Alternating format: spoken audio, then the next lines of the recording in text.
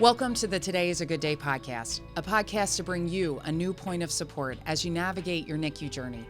Today is a Good Day is here to be a part of your conversations, whether your baby was born prematurely, has special needs, or if your family is grieving a loss. The voices you will hear on the Today is a Good Day podcast are personal stories from people who have been there. Please don't forget to hit subscribe and leave us a review on your favorite podcast listening app.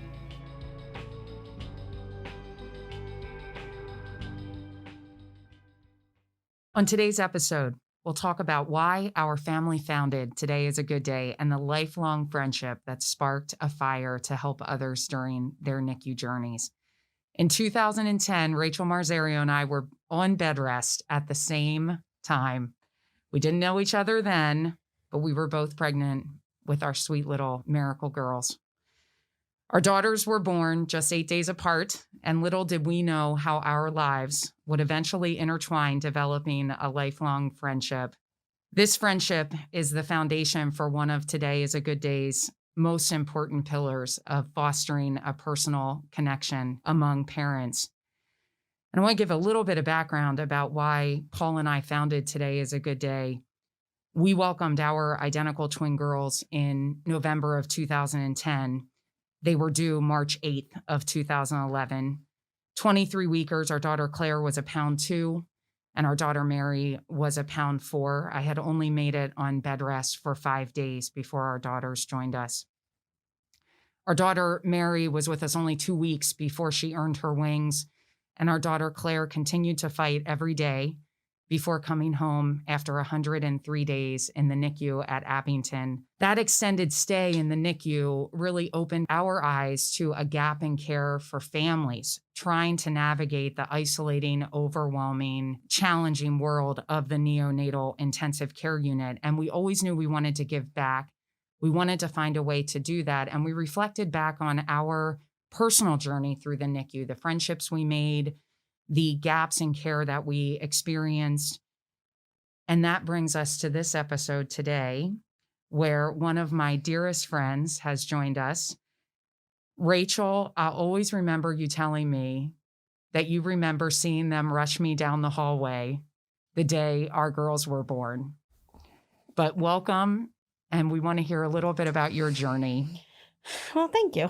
And I do remember that day vividly because the nurse had just come in and I watched them rush you by and I went, "What happened? Is everything okay?" Because there was so much commotion in the hallway. And the nurse said, "Yeah, another mom headed to the NICU." And I had been there for 3 weeks already. And they had said that you had just been there a few days. And I remember just that whole circumstance. And then not even 2 weeks later, meeting you in person in the NICU a few days, I think, before Mary had passed. And when you talk about our relationship, that's when it started for me, was seeing you go through that. And I remember so clearly, thinking, God, I hope that's not me tomorrow. And it was me, a week later. So I think, journeys are different. Everyone's journeys are different. My journey was different than yours, but I think we ended up in the same place. We did.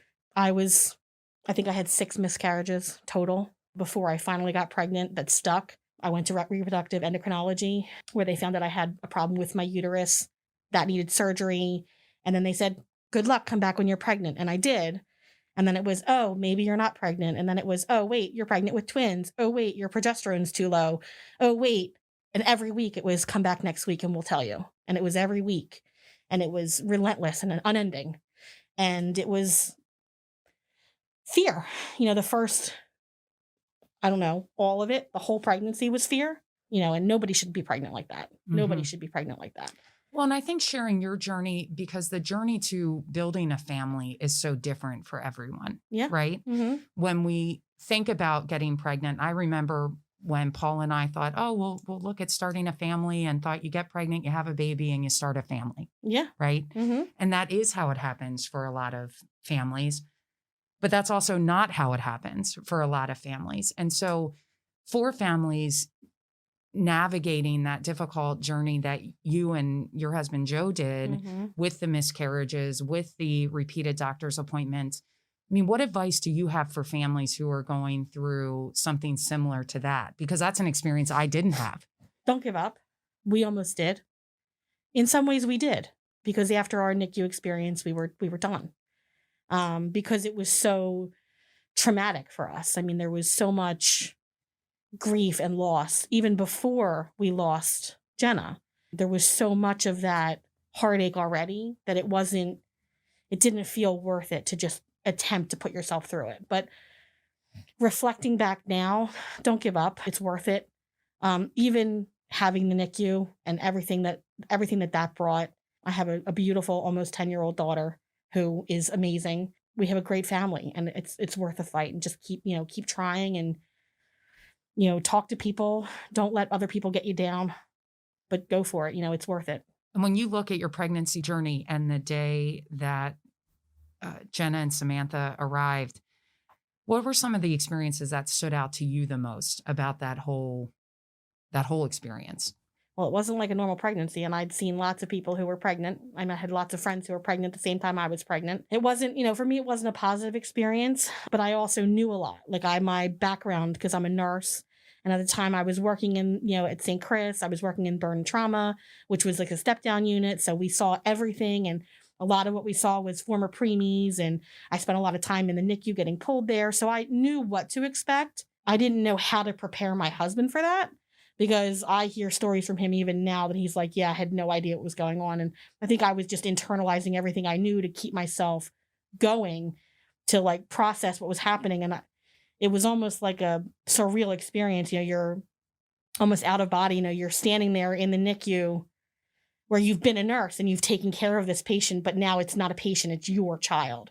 And it's such a wild experience to not, to see the alarms go off and not go to do something because, wait a minute, that's not my job, but I'm now mom.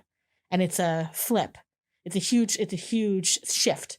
That was really challenging for me, going into the NICU as a mom as opposed to a nurse. How did you work through that? I mean, how did you say, oh, I have to step out of that role as a nurse and just be the mom here that's trying to take care of my babies? I thought about all the moms I'd taken care of, and I thought about what they needed me to be and what I needed them to be, and how that needed to happen for her.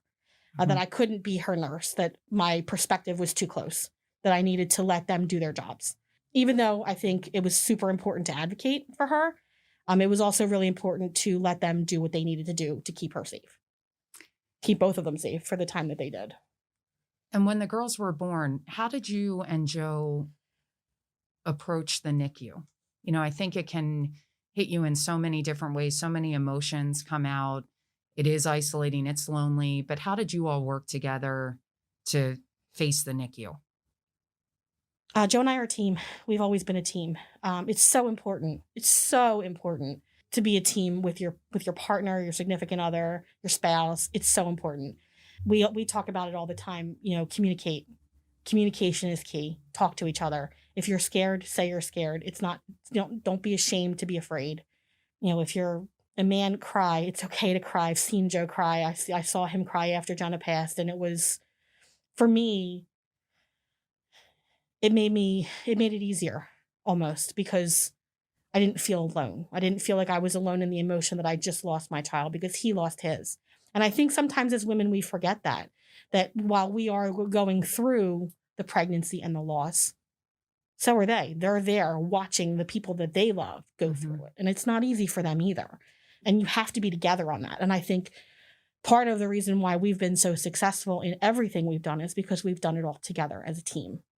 Completely agree with that. I mean, Paul and I would approach the NICU in the same way of trying to work together, to communicate, to make sure that we were navigating all of it together. And when you look at our experiences of having twin girls, having to say goodbye to one of our daughters, both of us experiencing that same journey, and having to stay strong for our other daughter whose future was still uncertain in both of our cases, right? How did you figure out how to walk that path of saying goodbye to Jenna, but then turning right around and being strong for Samantha?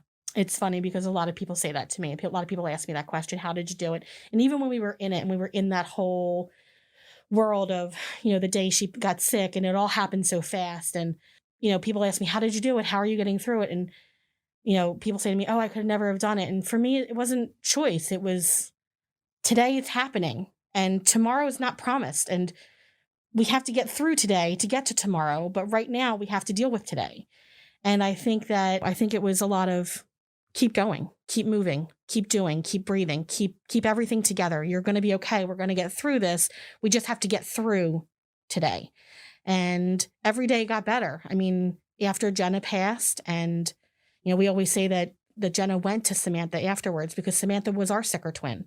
And we didn't think she was going to make it. I mean, the first 2 weeks of Samantha's life, it was every day I was going to get up and get that call that, she's not going to make it, or she's had this next problem or that next problem. And Jenna was great. She was doing well. She was flying through everything, and she was, getting, going from one setting down to the next setting, in a good way. And then all of a sudden, one day it was like a switch, and Jenna got sick. But it was, we have to do it. There's no choice. That this is our life now, and we have to move forward.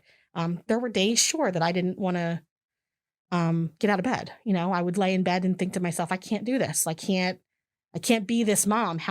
But I am a mom. I am a mom because even though my daughter passed away yesterday, I still have one who's alive, and she needs me and be there for her. And I think knowing our surviving miracles and how strong they are today, which we'll get to, well, I think we'll both start crying when we start talking about that, Of course. Right?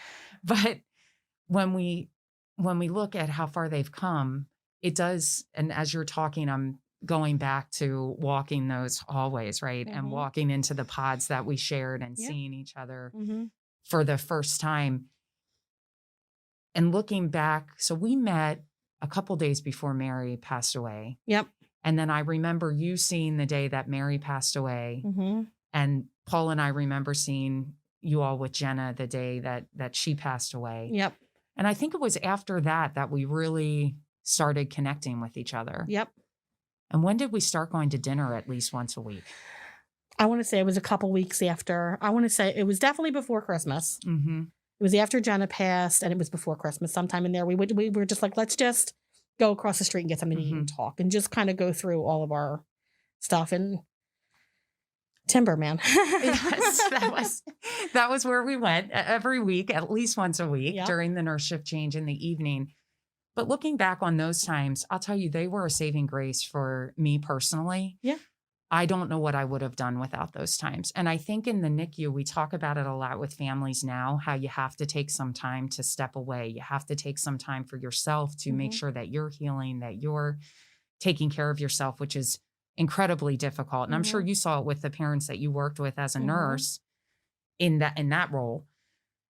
But that friendship that we built back in November of 2010 saved us going through the NICU. And I think that's why those friendships that you create in the NICU and creating opportunities or stepping out of your comfort zone to introduce yourself to someone that you are passing at the hand washing station or passing in a pod or walking by in the hallway or on the elevator with, who you know is going to the NICU, stepping out of your comfort zone to say hello to them, you never know where that's going to lead. Because I oftentimes say it, my dear friend, our paths never would have crossed otherwise, most likely. No. Right? Mm-mm. And little did we know that we would have two daughters who will be friends forever and that our families will be friends forever because of a circumstance where we were in the NICU together and how important those relationships are. Now, you have to tell us how Samantha's doing today and what she's up to. I will. But first, I want to go back on what you were just talking about because I think it's really important. It's so important because for us, it was the same. And Joe and I talk about that. We say, I don't know how we could have gotten through the NICU without those dinners because nobody understands that journey like the people who are going through it with you at the same time. So I always say, you look at somebody, you don't know what you have in common with them. Right now in the NICU, when you're there with your baby, there's nothing you would have in common more with anybody else. Sure. They are living the same life you are. Your babies may be having different problems. There may be different circumstances between them, But nothing is normal about anything either one of you are going through, and what could bring people together more than something like that. And it's so important. If you see somebody, if you're in the NICU and you are there and you're, grieving or feeling that loss, and you see another mom sitting with her baby, say hi, say hello, start a conversation, because those people are going to get you through it. I mean, Joe and I, while I loved our friends, and I love our friends who at the same time were pregnant and had term babies, who are even our parents and, siblings, none of them could understand. And even, the whole thing, coming in, seeing it, it doesn't, you're not there. It's not your child. It's not your baby going through it. And I think the only people that can really ever understand that are NICU moms and dads. And I think it's so important to foster that friendship and relationships, because without it, I couldn't imagine going through the NICU without you guys, because I don't think we would have survived it. I don't think our marriage would have survived it. I don't think I would have survived it. And who knows where we would be without it. I agree. But switching to a happier note, in a word, she's amazing. Samantha's, she's truly our miracle. I mean, in the beginning, it was tough. She came home, she was on oxygen, she was on medication, she was at the doctor's 3 times a week.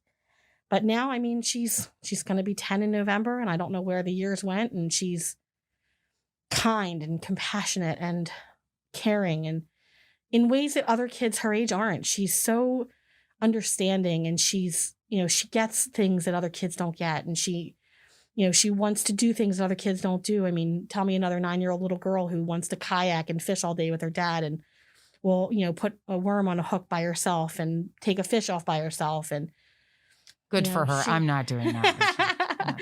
But she, she loves art, and she's very deep, and she's very thoughtful. And, she's, she'll sit and she'll spend hours at the kitchen table with one project, and it needs to be perfect. It needs to be done just the way that Samantha needs it to be done. And I love that about her fiercely. I think that she's,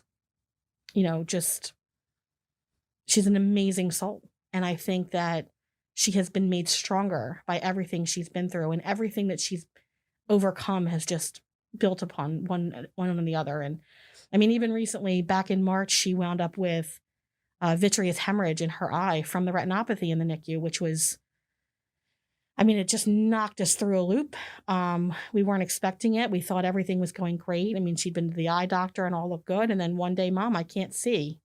And it was like, what do you mean? Like, that seems odd.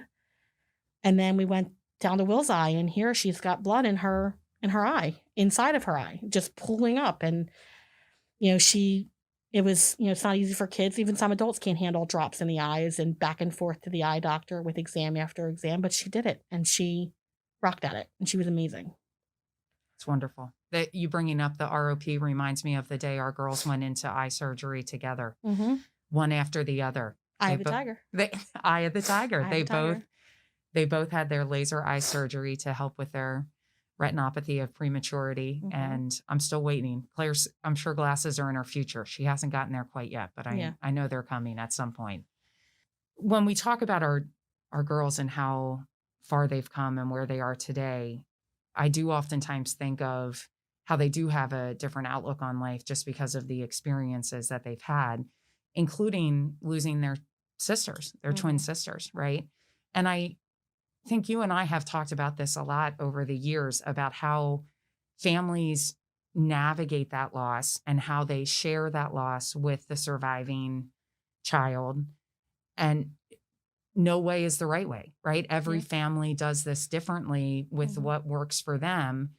And I think your story is so important. We were just recently talking about boxes of notes, and I have a tote box of notes that says Mary Notes on the side of it.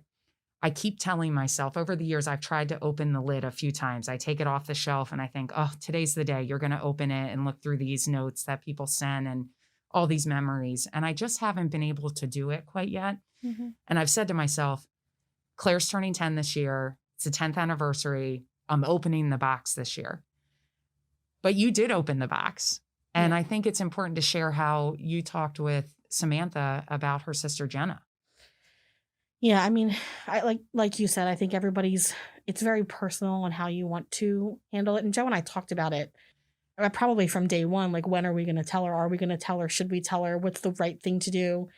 And we didn't get to decide that. She did. She was always so good at playing by herself, like eerily well. Like, even like usually babies, they grow up, they play by themselves, but then they crave that um the need to play with someone else. And she walked up to us one day and said, "Mommy, I was supposed to have a sister, wasn't I?" And it just took my breath away. And I think she was about right around 5 years old. So it was, preschool age. She had gotten to see what siblings were like. And she just kind of knew somehow, and they say that twins know, somehow she knew that some part of her life was missing. And Joe and I did our very best, and I think we did a pretty good job of it, to not really bring it up, because we didn't want to talk about it with her. I think out of fear, but also we didn't want to make her sad. And she was young. I mean, when you're that little, what do you understand? How much can you possibly comprehend on that topic? But she asked, and we had a discussion about it, and we just said, maybe it's time. If she's asking, maybe she understands. So we opened that box, and we had all of Jenna's pictures in there, pictures from the NICU from the day she passed away, her blanket, cards. There was a teddy bear that my mom had gotten, both of them on the day they were born. Everything that pertained to Jenna, the tiny little blood pressure cuff. Mm-hmm. All of it was in that box, and we went through it with her, and we went to the cemetery, and we explained to her that, Jenna's heart and her soul is with you here in your heart, and her body is here. And we explained that to her when we all die, that this is where our bodies will go and our souls will go to heaven. And she understood it. And it took a while. It was hard for her to process it, but I think it's made her stronger. There's some days where she'll say to me, "Mom, I really wish," like you can see as she's getting older and she's becoming more self-aware. She kind of wishes she had a sibling, because she's an only child. Because of all the loss we had, we didn't go forward and have more. So it will just be her. So we had to come to terms with that and make sure that she was prepared for that. So we openly talked about it, much to the chagrin of everybody in my family, because they were all very unhappy that we discussed it. That was really hard for me. It was very bracing. Samantha would go up to people and say, "I have a twin sister, and she's dead, and she's 5." So at the age, she would just say it. She didn't understand that people would be taken back by it. But I think it was good for her. And I think it was important that she understood that she's not alone, Mm-hmm. that her sister may not be sitting next to her, Mm-hmm. but she is with her always. Totally agree with that. And we with Claire, we talked with her about it from the beginning. I mean, we went to the cemetery, and really it's always been kind of a part of Claire's life, of angels in her room and her Mary box there with Mary's memories in her room on a bookshelf, their shadow boxes. But I do think it's hard for them as they grow older. And I'm interested in hearing your feedback on this as well. Death is something people don't talk about that much. And especially for kids or siblings who passed. And I oftentimes think about it with Claire going into 4th grade. She shares with her classmates at different times that I have a twin sister, who passed away. And for our family, we also had the experience of, after our girls were born, we welcomed a full-term baby girl. And then we had a son who was diagnosed with trisomy 18 at just 14 weeks. And I carried him until 34 weeks, knowing that he would pass away. So Claire's had that added of her brother who passed, and she shares that with people. But not all kids have to experience that. And how has Samantha navigated through that, of sharing with others? We talk about it enough that she understands that other people aren't going to understand our path, and they're not going to understand our story, especially kids, because kids aren't exposed to it. Children don't have a sibling or loved one who's passed, and most parents don't talk about death with their kids because they think they're too young, or they won't understand, or it's too hard for them and they don't want to make them sad. I can understand that. I lived that for a long time. It's easier for us, I think, as a family, and that's a personal decision. I think everybody... So important to say that. Everybody has their own path, and that's okay. And having to be understanding of that is equally as important for all of us. But I think this also brings it back to how important the friendships are from the NICU. Yep. Because when you look at what Samantha has experienced, what your family has experienced, when you look at what our family has experienced and the fact that our daughters have each other as dear friends, being Yeah. at every birthday, every year, celebrating together, Yeah. and always having each other, it goes back to that importance of the NICU relationships that you can make during that very challenging time. Yeah. So when you look back on that, on your NICU experience, what's a big piece of advice that you would have for families? And you can have several pieces of advice from all of your experience as a nurse and as a parent, Rach, but what would you tell families looking back now? Take it one day at a time. I know you have your bracelet. Yes. I have a bracelet, which I don't even know that you know about it. And I don't think we've ever really even talked about it, but I think it's always been there in my head. Take a breath, breathe, one day at a time. We're going to get through this. Just breathe, and you're going to get through it. And you will, because inevitably you have to. I mean, I guess there is that other option of just giving in, but your baby needs you to be strong right now. It's so important to remember that and just to breathe, because I think we forget to breathe and we forget to take a minute to process everything that's happening, because in a year from now, you don't know where you're going to be. So today is a good day. Today is a good day. And remembering that, how important that is. I think also, like I said before, foster relationships with the parents who are in the NICU with you. You have more in common with them than you could possibly imagine. From a nurse, talk to your doctors, talk to the staff, talk to the nurses, the people who are around you, because they're going to know. Stay away from the internet. The internet's terrible. Social medias can be terrible. Don't involve yourself with people who are going to mom shame you, because that's awful. You need, right now in the NICU, you need people who are going to support you and are going to hold you up. And I don't think anybody can do that any better than somebody who's going through it at the same time as you are. You mentioned mom shaming. What did that look like for you? What did you experience? I mean, I think it was, expectation, like other people's, what their opinions are of what you should go through, what you shouldn't go through, and then making you feel bad about your choices. And that can come from literally any place. It can come from social media, it can come from family, because they don't understand. They lack the insight into what you're going through. And I think that it's a problem we have in society today, is mom shaming. I mean, I think that we all need to be building each other up and not tearing each other down. How did you work through that? How did you get past those opinions and advice that others gave who hadn't really experienced the NICU? Because I think it's something that people face on a daily basis who are navigating the NICU and trying to figure it out. I think for me, I've never been one to really listen to what other people have to say. Usually if I'm expressing something, it's because I need to vent it, not because I'm looking for an opinion or advice from someone. I'm not going to listen to you. I know what I did was right, and I feel comfortable in my decision, and I'm not going to let your opinions change that for me, especially from somebody who has never experienced it. Because that was a lot of it, was, moms who had not traveled the NICU or understood what I was going through, who would say one thing or another to me about, well, maybe if this or maybe if that. I don't think that's, I've never found that kind of, I would distance myself from people like that. And I feel like I have over the years. You can almost see people who've fallen away. You could tell they weren't a positive influence in what was going on in that time. And I think you do see that in life, where traumatic experiences can bring friendships in and out of your life, right? Yeah, absolutely. That friendships change. Some people don't know how to react to loss or what you're going through on that level, in addition to an extended stay in the NICU and what that looks like to be on quarantine, which we're familiar with the NICU experience of being home and not able to go out and be with others. And I also think trying to talk with families, one of the biggest things that I remember was trying to make the right decision and how you make the right decision. And Paul and I would always go back to, we are making the best decision we can based upon all of the information that we have. Yeah. And that was our standard answer for any decision that we made.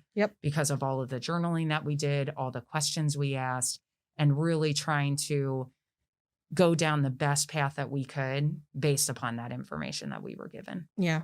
I think also it's important. I mean, while we say mom shaming is bad, I think it's also important to not be so sensitive when people are being insensitive, because they don't realize they're doing it. And I think that's a big part of it. Like, we can't be so afraid of dialogue with people that they're going to, upset us. Yeah. What was a moment that hit you for when you knew Samantha was going to go home? You know, I feel like we have these pivotal moments during the NICU stay where both of our surviving daughters were so sick. They were Mm-hmm. our weaker twins out of Yeah. the two. And I remember just not getting too hopeful that Claire was going to come home. And I feel like you felt the same way with Samantha. But what was that moment when you said, oh, she's coming home? I think the minute I walked her through the front door of my house. Yeah. Because it was, if you remember, she's going to go home this day. But wait, no. Well, we're thinking she's going to go home maybe next week. But no. Wait, now we can't get her off the oxygen. But no, wait. And everything was so, it's so important one day at a time. One day That's at a so time. important because you don't know what's going to happen tomorrow. And you don't really know if tomorrow is going to happen because you just never know what's going to happen. Mhm. And I think when we walked her through even in the NICU, when I saw her in the car seat and she passed the car seat test and we're all going home, I looked at Joe and I thought, this can't be happening. And then Right. we got her home and, you know, with the accoutrement of the equipment that we had and everything had been delivered. I think maybe then when all the equipment came, that might have been like that starting to feel like it was going to happen. Mm-hmm. But I don't really think it was until she got home Mm-hmm. and was home and like being held by people that weren't NICU nurses. By like my mom was holding her. Finally, my dad got to hold her and feed her. That's when it started to feel like really I can feel like I can breathe a little Mhm. bit. All of this really brings us back to our friendship. You helped me in so many different circumstances where I was jotting things down and Mhm. didn't quite understand them. And with your nursing background, I'd be able to just pick up the phone and say, hey, Rach, help me understand what this means and help walk me through this. And I remember the deep conversations we had at dinner talking about what we were experiencing and how we understood because we were walking the same path Yep. and we could help each other while our friends and family were not walking that path. Yeah. And it was incredibly helpful. So I have to close out today when we talk all about the importance of friendship with our programs that we offer through Today is a Good Day. One of my most favorite programs we do is our listening session program where we meet with families who are currently navigating the NICU. And a key part of those programs is to help foster that connection among parents, to help them meet one another and say, oh, I saw you at the listening session. Great to see you again as we're washing hands heading into the NICU or passing in the hallway. But you have to tell me, friend, so what is one of the highlights or one of the most important things you remember from our friendship in the NICU? And then I'm going to share mine. I don't know that I could say that there's one because I think that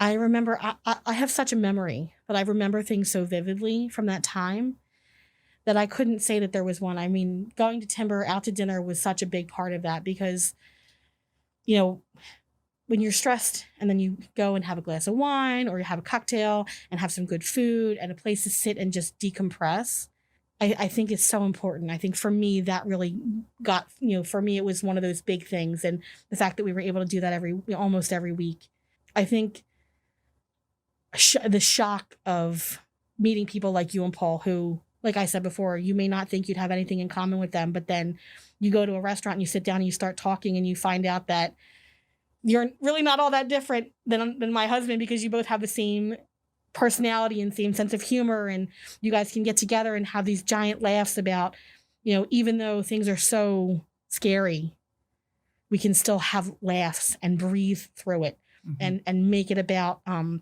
more than just the fear. And because it's okay to laugh in grief and it's okay to be, you know, to laugh when you're afraid. Because sometimes, I mean, being a nurse, I think sometimes nurses have twisted senses of humor, and I think I've said that to you before, because sometimes if you don't laugh, you'll cry. And I've been down that road, and sometimes you have to laugh to just get through it. So that for me is, I think, probably the biggest. Yeah. We'll never forget those.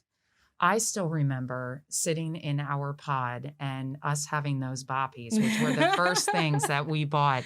And that's something to think about, right? Yeah. When you have a baby in the NICU, you oftentimes can't buy things for them, or you don't feel as though you are you have items for a newborn baby as you would typically have Yeah. if your pregnancy did not go down the path of the NICU or the baby's being born so prematurely. Mm-hmm. And I remember the first thing we ever bought was a boppy. Mm-hmm. And I was so excited to use it. And you had one as well. And we would sit in our chairs in the NICU Yep. and hold the girls. Those hideous pink recliners. And we would sit there and hold the girls.